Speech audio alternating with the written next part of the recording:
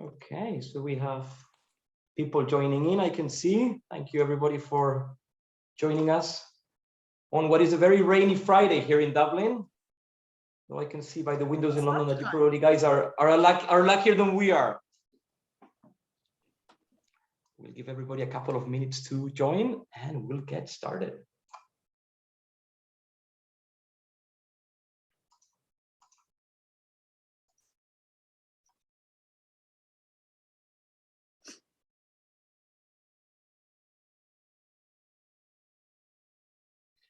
Okay, so hello everybody and happy Friday.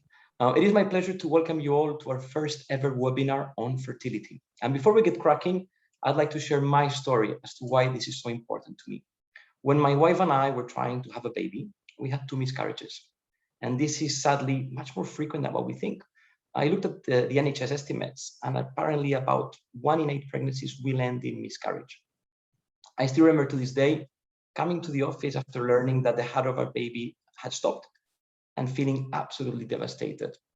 And I opened up about it to my colleagues and to my manager, Brian. And 2 things happened. Everyone was incredibly supportive. Everybody understood my situation, and it allowed me to pause, to grieve, and most importantly, to support my wife. But also, a lot of people opened up about having been through a challenging experience trying to conceive. And no one had ever told anyone about it. And this made me realize that this is a topic which we need to learn more about, and most importantly, to be able to speak about amongst ourselves. And I hope today's session is going to provide us with information and courage to open up about what has been the most important project in my life, my now 2-year-old daughter.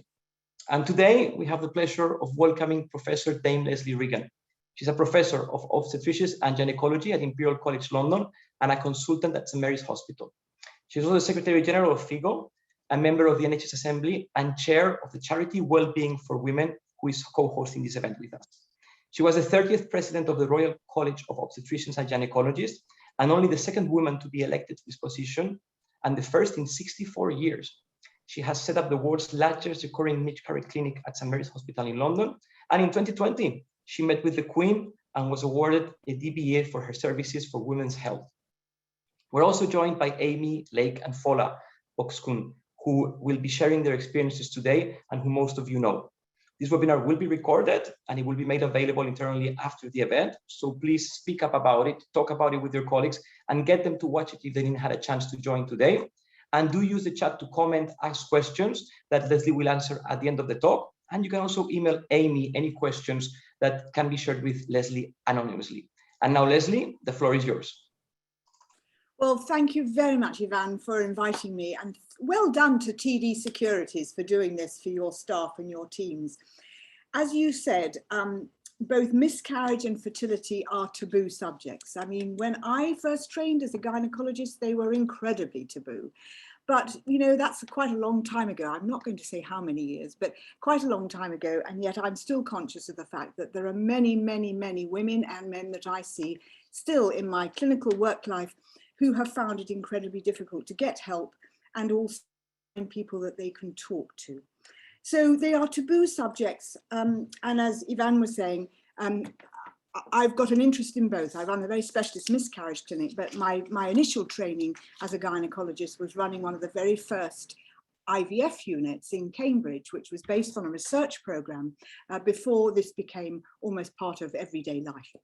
So I thought it would be useful to share some of the very basic issues about fertility and pregnancy and implantation and the menstrual cycle, because many of the questions that I deal with this week in my clinic are from parents or parents-to-be who are very, very concerned about what they don't understand and how to get reliable information. So this is not meant to be death by PowerPoint, and you can interrupt me at any point you like, but I just thought it'd be helpful to try and set some boundaries for everybody so that we could all understand what we're talking about. So I'm just going to quickly share my screen, and I'm just going to tell you a little bit about this. So I hope you can see those slides. One of the great pleasures I've had recently after being the president at the RCOG, and perhaps Ivan, the answer to your question is if there's only been 2 presidents out of 31 who are female, perhaps that's why fertility and miscarriage still seem to be taboo subjects, but I digress. One of my great pleasures recently has become being the chair of Wellbeing of Women, which is a charity that is looking into every aspect of women's health from cradle to grave. So what I hope today is going to give to TD Securities is the thought that possibly they'd like to run some more seminars or webinars with us about other aspects of women's health that I think will probably be very pertinent to your staff as well. So this conversation, let's quickly talk about what happens in the natural menstrual cycle. What are fertility tests? You actually have to have 3 things sorted before you can get pregnant. You need to have a woman that's ovulating, her fallopian tubes need to be open, and she needs to have a partner who's got active sperm or have access to active sperm if she doesn't have a partner. Then I'm going to say a little bit about the different types of fertility treatment there are, and then what are the limits of success of fertility treatment? Because as you will know, many fertility centres are now in the private sector.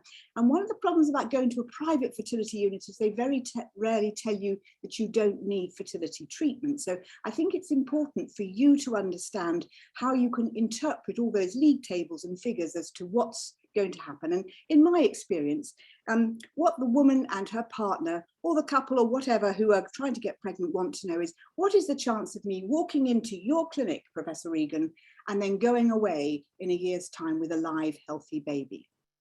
So what happens in the menstrual cycle? Well, I think it's important to remember that women are born with all of their eggs, so they just grow older as we grow older, whereas I think rather unfairly, men make new sperm every 3 months, which I think is very unfair, but that's biology and I can't change that. Now, the eggs are really microscopic. You can't see them on the ultrasound scan. They're in the ovary and they're contained in something called a follicle, which is like a sort of a nice nesting area. And each follicle contains 1 egg. And the growing follicles can be seen on the ultrasound scan, which is why you may be monitored if you're having fertility treatment to see when you're ovulating. So this is just a graphic of a menstrual cycle, and it's divided into 2 halves. So I'm going to talk about Miss Joe average or Miss Jane average. Her cycle will be 28 days long, and in the first half, the first days 1 to 14, the follicles start getting recruited. Lots of them get recruited to start growing, but then only 1 gets to ovulate on about day 14. And that first half of the cycle is called the follicular phase. And then when the egg pops out halfway through the cycle on day 14, you will see it going out there. And then what happens is that in the second part of the cycle, the follicle that was left behind becomes what's called the corpus luteum, which means the yellow body, and that produces lots of progesterone in order to help the second half of the cycle. And so during the second half of the cycle, the body is hoping, or we're hoping, that that egg gets fertilized by a sperm, and then it burrows into the womb lining, usually on about day 21, and that's called the luteal phase. And the progesterone that's secreted by this corpus luteum, the hormone, helps to make the womb lining more receptive to that embedding egg. So that's basically what's happening. I know that lots of people have different menstrual cycles, but we're just talking about an average cycle there. So how do you maximize your chances of getting pregnant? Well, it may seem a very silly thing for me to be saying, but I often have to tell people that you can't get pregnant, or you won't get pregnant, unless you have frequent and regular sex. So I say minimum of every 2 to 3 days, and there's no maximum. So forget all that business about you've got to get better sperm by having a rest for 2 days. No, you need to keep bonking regularly if you want to maximize your chances of conception. So the more sex, the higher chance of pregnancy. And I would say to you that targeting ovulation doesn't really work unless you've got particular coital difficulties, particular problems with sexual dysfunction, which is another issue, and you need specialist help. So overall, you need to scatter bomb those eggs, not sniper fire, as somebody told me, I thought very usefully one day recently. So these are some of the fertility treatments that might be offered to you, or you may feel you want to know more about. And can I make a plug here for the Human Fertilization and Embryology Authority's website, just hfea.gov.uk. They have fabulous patient information, really, really clear stuff, beautiful diagrams, and they can help you as the fertility shopper, if you like, understand all those league tables that all those clinics provide for you. Really, really helpful. I'm not going to go to it great detail now. Happy to answer questions later. So there's ovulation induction, making the eggs come out of the ovary that I've just shown you. There's intrauterine insemination, putting sperm into the womb cavity because there may be problems for it getting there. There's IVF and ICSI. There's superovulation, there's egg donation, there's sperm donation, there's sperm inductions, all sorts of very clever things. I'm not going to go into too much detail because I don't want to bombard you. I'm much more interested in trying to address your questions. But there's a whole plethora of stuff out there. So remember that HFEA website, fabulous patient information on it to help you. So what's ovulation induction? Why do you need it? Well, you need it for those women who can't release the egg. You remember that little picture I showed you of it popping out on day 14? If you can't release an egg, you'll need to have your eggs induced to come out. And it's also for those women who've got very irregular or absent periods. And there's lots of things you can do. You can take tablets like clomiphene or Clomid or letrozole. You can have injections, a bit more uncomfortable, but they also work.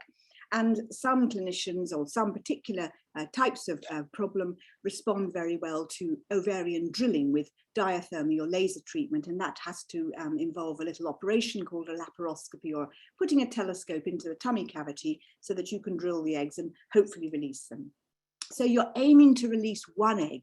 And if there's one message that you will go home with today, please remember that you don't want multiple pregnancies, because multiple pregnancies are far more likely to be abnormal, to have that missing heartbeat that Ivan opened the discussion with. You're far more likely to have complications if you have twins or triplets and not go home with a live take-home baby. And also remember that the live birth rate with ovulation induction is approximately the same as natural live birth rate. Now, intrauterine insemination, as I said, you're introducing sperm into the lower part of the uterine cavity, and you do it just before ovulation in the hope that that sperm will go shooting up into the cavity and up the tubes and meet that egg. In natural cycles, it's used for couples who've got problems having sex, or because you want to introduce donor sperm. Perhaps you're a woman's doing this as a solo partner, or possibly there's a problem with the sperm function or quantity or quality, and you're using a donor. But the result is that it's not much better than natural sex. So unless you need it for one of those practical reasons, it's not really going to improve all your chances of getting pregnant. And then if you have stimulated intrauterine insemination, so in this idea, you induce the woman to produce 2 or 3 eggs instead of 1. You're aiming to get the sperm closer to the egg, and some units use this for unexplained infertility. If IVF is not acceptable, of course, you need to make sure that the tubes are open before you do it. And it's not very efficient. So these are some statistics. Again, you get them from the HFEA website, showing that in women less than 35 years of age, there's only about a 14% chance of having a successful pregnancy. For women over 42 years, about 3%.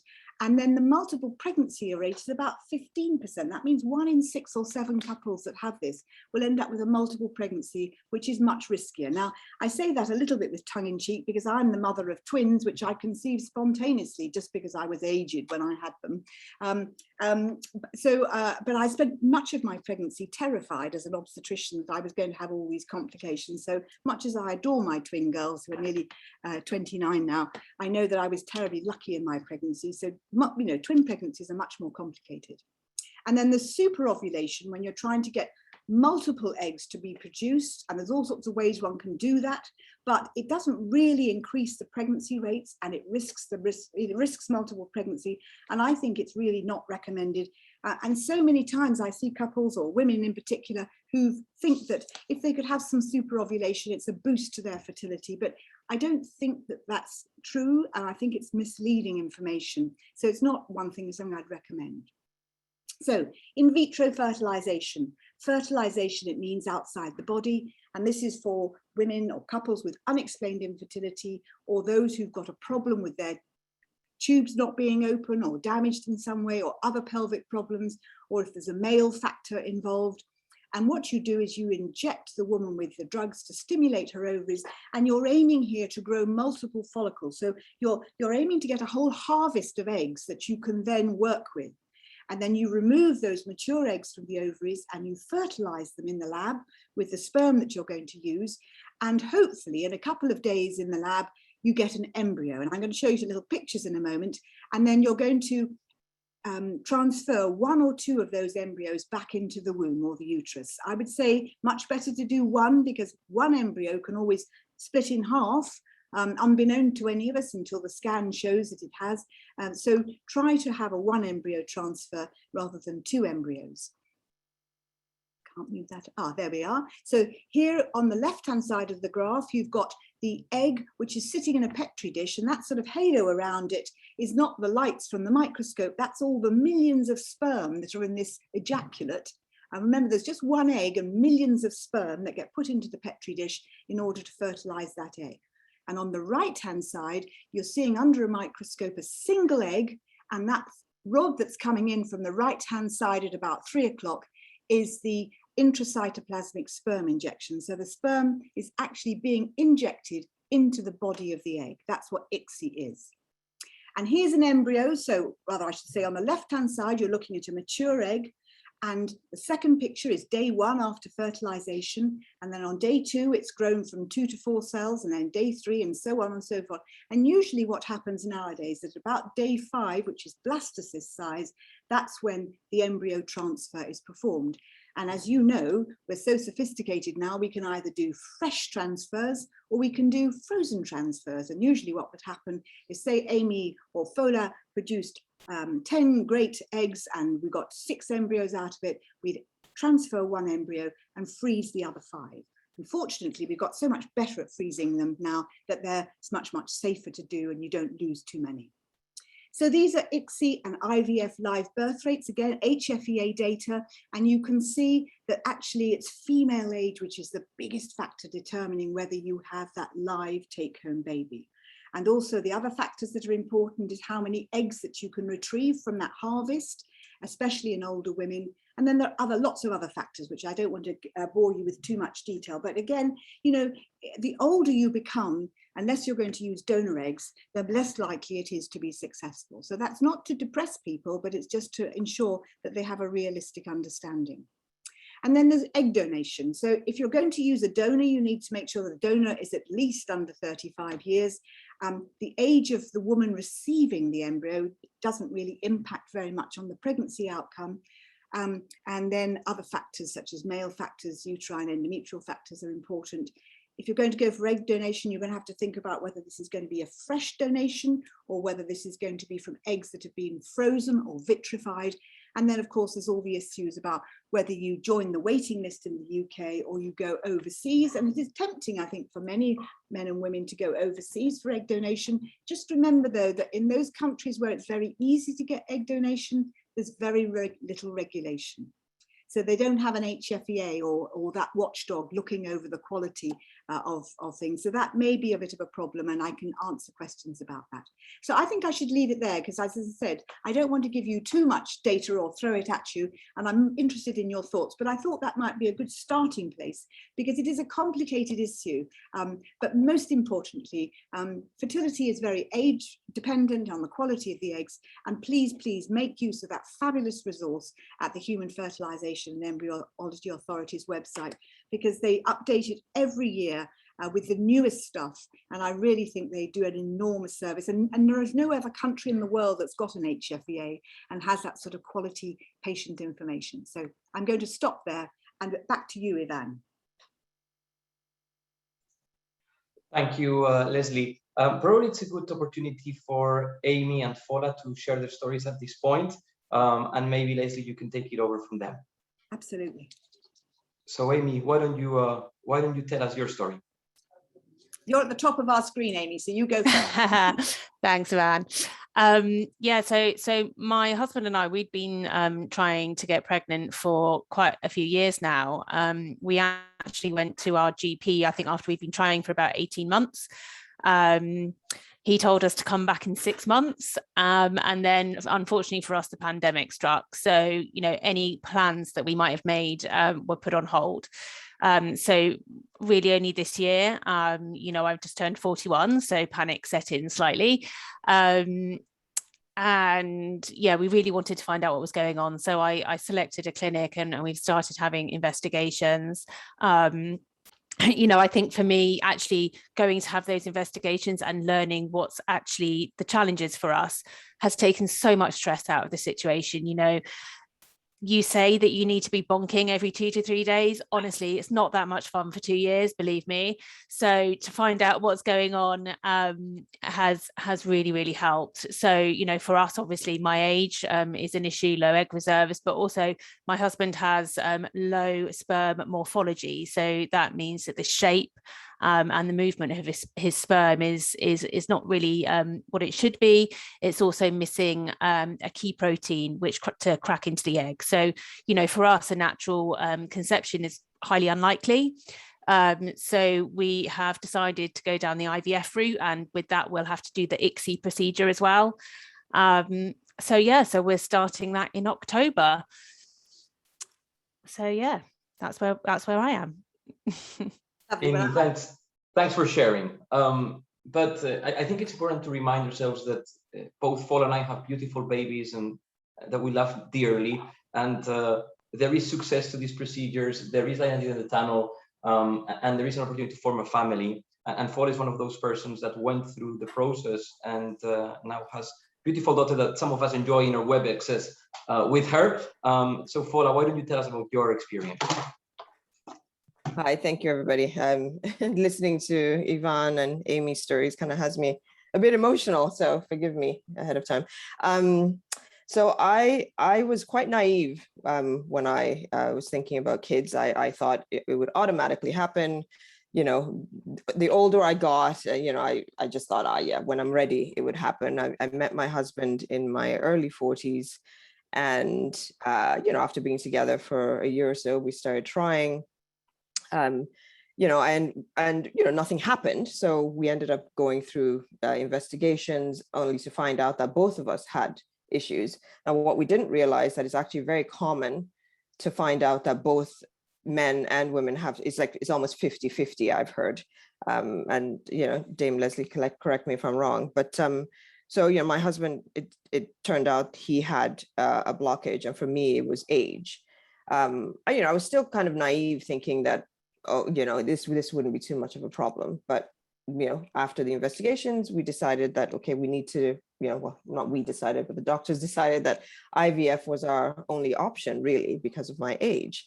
Now, being in your 40s, you know, I always wanted to have kids. So it was something that I was always going to do in my head. And, you know, we started the IVF process. Now, you know, it was long, arduous. I did 7 rounds, and, you know, I was successful in the end, but I don't know if I would have stopped. I don't know when I would have stopped, because I really wanted to keep going. And as you know, Dame Lesley said at the beginning, the IVF clinics, you know, their job is to, you know, help you have a child. So if you keep going back and paying, they will keep, you know, they'll give you the odds, and it's up to you to decide when you want to stop. Now, when people hear that I did it 7 times, that sounds, you know, almost crazy, but that was my mindset. I wanted to have a child, and I was willing to just, you know, carry on. It was, you know, very, you know, disappointing. At some point I did get pregnant. I lost the pregnancy. But again, I kept going until I was successful. The odds were, yeah, I think I was probably at the tail end of trying at that point. And lo and behold, we got pregnant. Like, we were kind of like kids, you know, seeing a positive test result, thinking, oh my God, this has actually worked. This is crazy. And, you know, 3.5 years later, we have our daughter. And yeah, I know she's a blessing. And, you know, I don't think I'll ever forget, you know, how much of a toll it took. And like Yvonne said, I didn't really talk about it to anybody at first.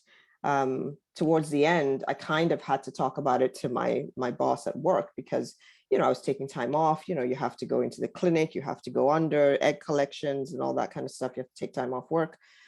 So, you know, it is really important to try and talk to people about it, and try and get counseling if you can while you're going through it. Because, you know, like I said before, I don't know how many times I would have tried. You know, I went 7 times. You know, I know people that have gone more times than that. And it's, you know, it just takes its toll. It really does. And there's just so many aspects to it. You know, my husband actually ended up having to have surgery because he had a blockage. So he had to have surgery to actually get the sperm to fertilize the eggs. And yeah, you know, it's a lot on a relationship. And yeah, you know, support from wherever you can get it is super important. It is.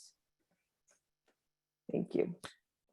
And I think you raised a very important point, Fola, that you've both talked about having an identifiable cause of the subfertility or the delay in fertility, achieving your goals. But one of the most difficult conversations I have with couples is when it's unexplained. And they find that very difficult to understand, and it is very frustrating because they can't target the problem. And I think it's important, it's actually quite rare for it to be one partner to have no eggs at all, or one partner to have no sperm at all. It's usually, as you just suggested, a little bit of one and a little bit of the other. And because those two individuals want to make a baby together, they run into problems and delays. So it's complex, very complex. And I'm looking at some of the questions here.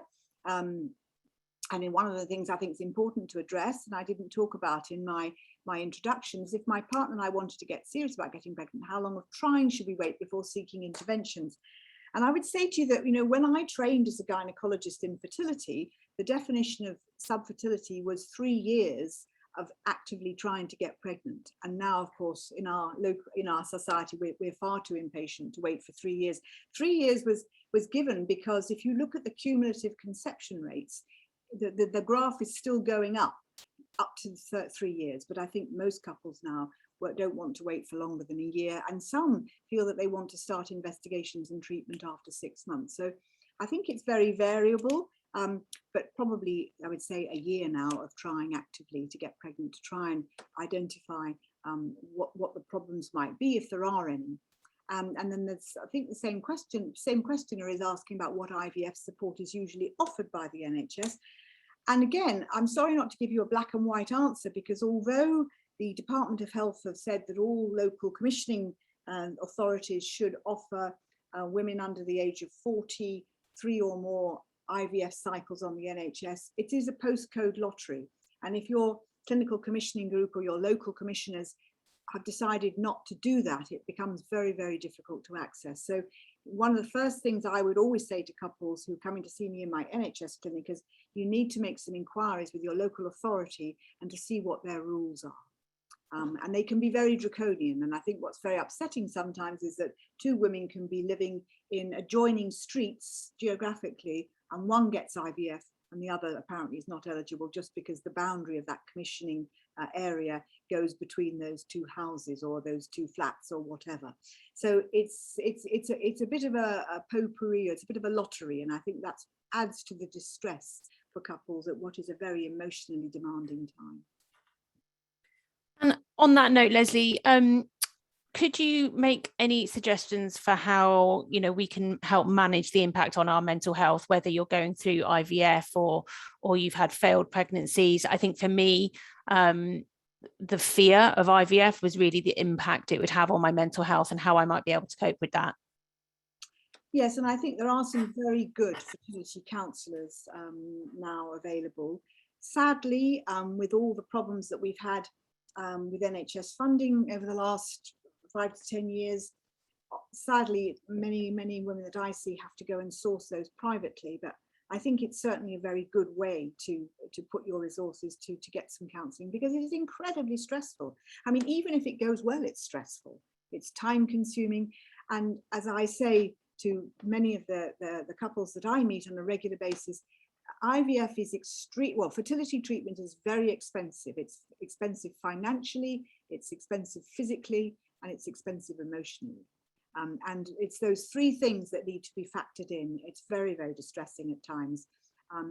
And, you know, you have to factor into it as well. There are many units that many women that I know now in the UK who live in areas where they just can't access fertility services locally. So they add to all that financial and physical and emotional distress, the traumas of commuting. You know, if you've got to go and have scans every other day or even every day, and you've got to travel 100 miles, this takes up your whole life.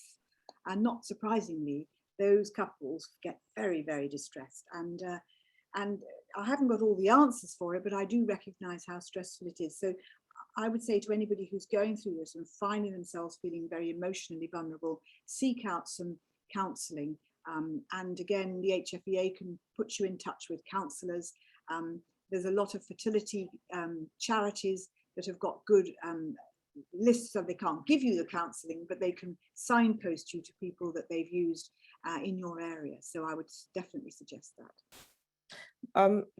Lesley, one of the things I wanted to mention actually in my discussion there was that if I was going to talk to myself 20 years ago, I would have suggested freezing my eggs. Now, you know, I tell my younger friends now who are single and not thinking about families to do that. Is this something that is, I know previously egg freezing wasn't as common. It was embryo freezing was better. But now I think a lot more women are looking into egg freezing when they're younger so that they can bank their eggs for when they're ready. Is this something that you've come across? Well, very much so. And in fact, if you go back onto YouTube, and I'll ask Lena at Wellbeing of Women to post it in the chat, perhaps, we did actually a whole fertility, rather egg freezing podcast, no, not podcast, a webinar some months ago, which you'd find useful with lots and lots of details. But to answer in brief summary, Fola, the reason why it's become more popular is this difference between freezing and vitrification. So in the old days, when you only had, when freezing of eggs was so unsuccessful because they basically broke up as you defrosted them, embryos were the way to store the, embryos were the way to achieve this. Now what they do is that they fast freeze the eggs by drawing some of the water out of them, which is the vitrification process. Because if you remember, if you put a bottle of water into your freezer, the water expands, doesn't it, as it freezes. And therefore, if this happens in the frozen egg without vitrifying it, without removing it, then you basically crack the shell of the egg and you damage it. So that's why egg freezing has become much more popular now, because the vitrification process means that when you thaw them, defrost the eggs and thaw them again, there's much less chance of them being damaged. Now, I just want to say that although there are websites everywhere and people advertising, come and freeze your eggs to look at them later, so you can use them later, remember that the vast majority of frozen eggs, or women, girls that freeze their eggs, never use them again. For a variety of different reasons, most of them stay in storage, and then when storage times expire, then they're destroyed. So I think it's important to remember that, because it is very expensive, and once you've actually gone and had your eggs harvested and frozen by vitrification, the unit that you've gone to can then charge you storage fees, and you've got no control over them putting up the storage fees each year.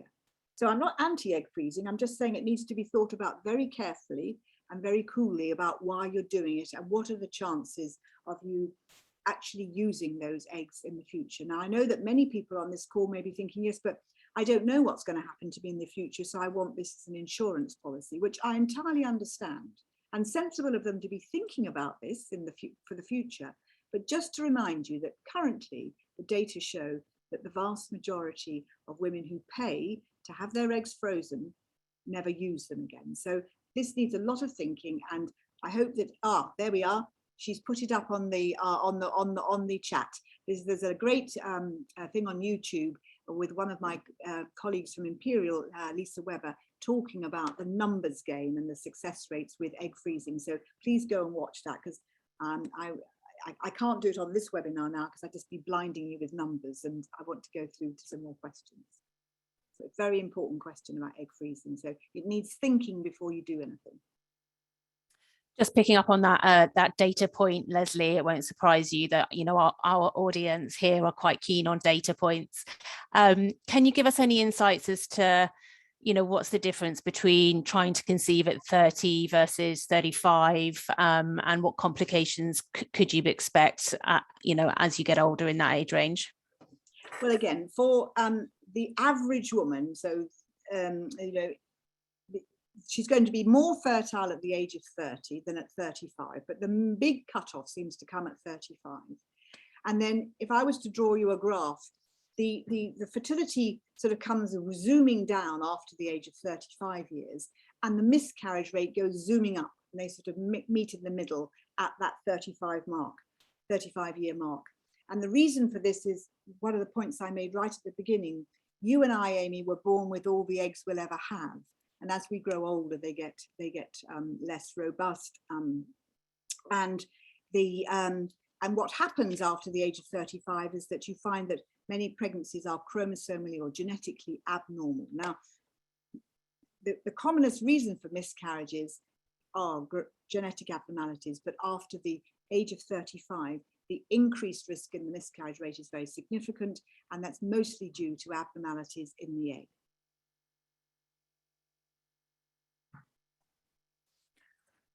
So maybe we could sort of move the conversation on maybe to some more practical things. So, you know, how do we go about choosing a fertility clinic if we find ourselves in this position? What advice would you give us for choosing a clinic? What advice would I give you? Well, I think it really helps to have one that is not too far away from home, for the reasons I said. It's a stressful business. It's going to be probably going to be expensive in all the ways I suggested. And I think that try not to add the trauma of a commute onto it is helpful. I can't tell you enough, and I'm sorry to sound like a bit of a broken record. Go onto the HFEA website, and before you start looking at the success rates of those clinics that they list, and remember, you can't provide or you can't do an egg collection in this country or stimulate women to produce multiple eggs unless unless you've registered those cycles on the HFEA website. So it is our watchdog, it's our regulator.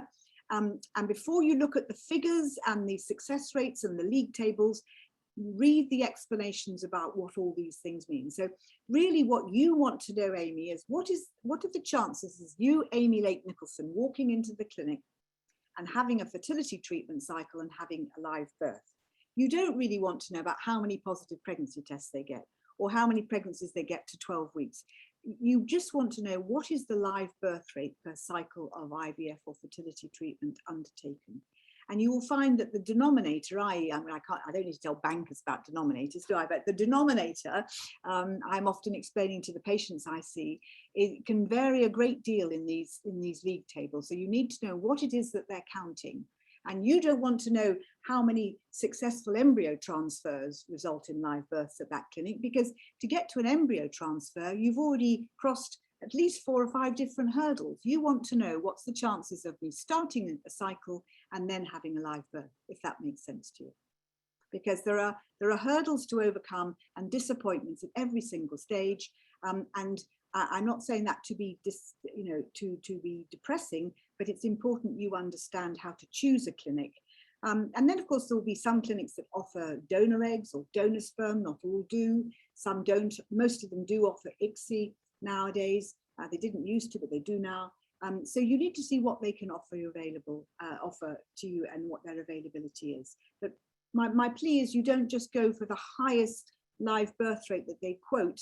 You actually see what it is they're quoting for, and then decide what's going to be suitable for you and your partner. One of the things I found quite comforting about the clinic that I chose is that they take quite a holistic approach to fertility. So they're looking at everything from our stress levels to our diet, and that, they've included my husband in that as well. It's not just the kind of medical aspects. So I found that really comforting. Fola, have you got any insights of your journey that you'd like to share? The clinic, one of the clinics that I chose, the one that I did the most rounds with, were actually good with including counseling with each session.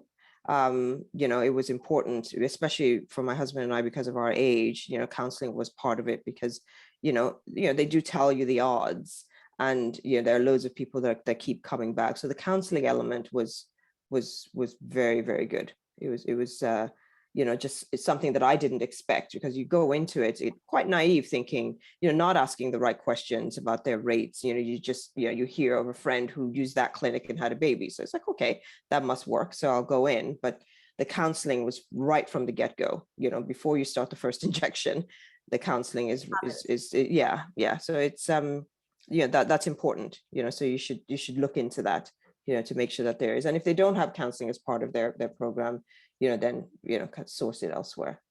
But yeah, I can't stress enough just being, I mean, that's the point of having this webinar, to talk to people, because you'd be surprised how many people. I remember my husband at work decided to open up about it, and the person sitting on both sides of him were actually going through IVF at the same time. And, you know, so they then bonded because of that, because they could talk about it. So it's important to just take the taboo away and just talk about it. You know, I think one of the questions that came up was, you know, us, you know, like I said, my manager was very supportive, and, you know, supportive to me in that, you know, he listened to what I was going through. I mean, you know, I'd gone through it several times, and I opened up to him, and he appreciated that, because he, you know, he didn't know why I was taking time off in the beginning. But if you're open, you know, you'll be surprised what the kind of support you'll get from the people that you least expect it from. I can definitely echo that as well. You know, all of my managers have been very supportive and made me feel very comfortable about taking time off for appointments and being flexible when needed. So I definitely encourage anybody to speak to their manager if they need some time, and also to remember that, you know, our HR team has a lot of resources available to people, so feel free to reach out to them to get some advice if needed, and our employee assistance program is also available to everybody. But Lesley, we're sort of nearly running out of time. I just wanted to ask you if you had any insights into what IVF is available, or any obstacles in Ireland. Do you have any insights into that for any of our colleagues based in Dublin today? I don't have ready answers, but I have many colleagues that I can reach out to in Dublin and point you in that direction. So I won't give you wrong information, but I will make sure you're signposted to the right information. I'm just about to do a piece of work to help the Republic of Ireland government to a rather thorny issue. They seem to want me to go in and crack a whip at, but so I'll probably be able to find out a lot more about it. But I will point you towards some fertility experts in Ireland who I know. And you made a comment about nutrition, Amy, which I think is important as well to raise. And that is that, of course, it's sensible to have a good diet and to take vitamin supplements, you know, particularly folic acid and vitamin D.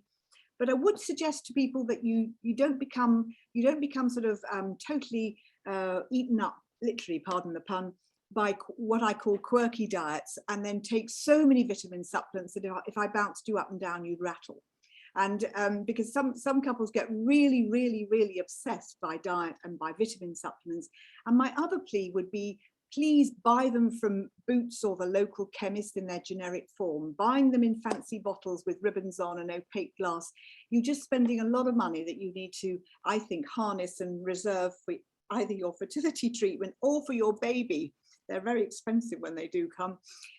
So please just go and buy them from Boots. I haven't got shares in Boots or Superdrug or the local place where they're dirt cheap. Folic acid is very cheap, and so are vitamin D tablets. And all the rest of them is a little bit suspect about what they're achieving, but there is good scientific evidence for both vitamin D and folic acid. Yeah, just to touch on that, I one of my cycles, I was taking herbal supplements.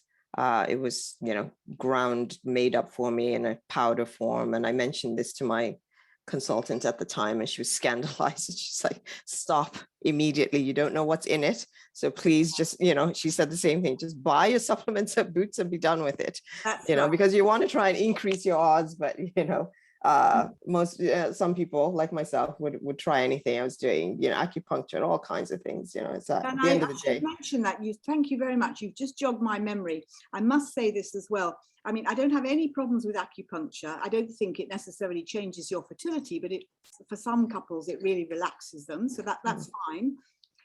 But I would say something about Chinese herbal medicines. Because if you monitor women who are taking Chinese herbs, you often find that their womb lining responds very dramatically to the herbs, and we don't really know what they're doing. And of course I say, well, what's in these herbs? And the woman will always say to me, oh, well, they're natural.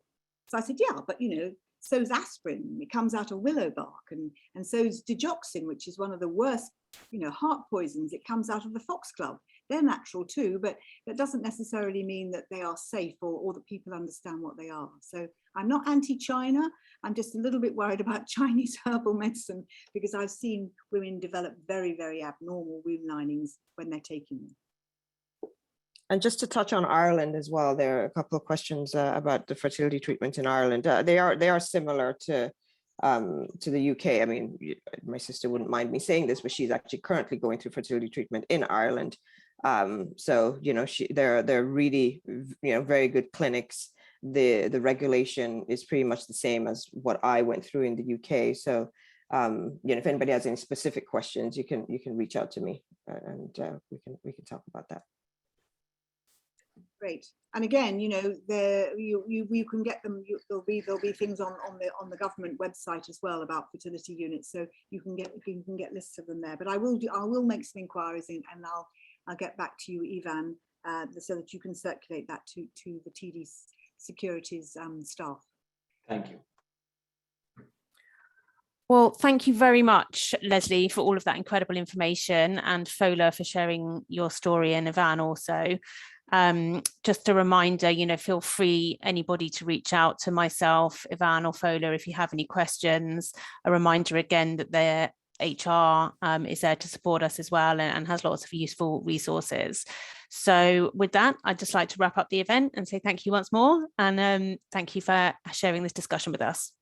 It's been a real pleasure to join you today, and I've really enjoyed getting to know you a little bit, and I hope that we'll have more opportunities for more webinars between Wellbeing of Women and TD Securities. There's an awful lot we can help each other with, I think. Thank you very much. Absolutely. Thank you, everyone. Thank you. Thank you. Bye-bye.